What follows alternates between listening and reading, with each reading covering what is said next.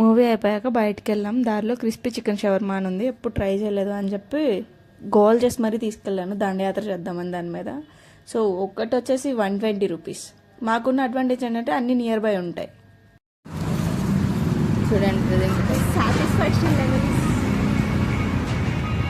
తిని చెప్తుంది బ్రో ఎలా ఉంది ఏంటి అనేది, అది మంచిగా ఉందా లేదా అనేది.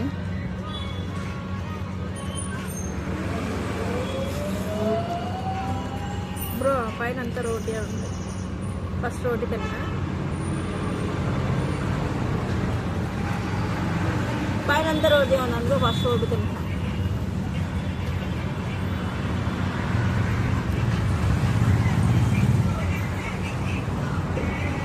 కడుపు ఫుల్ అయింది. ఇంకా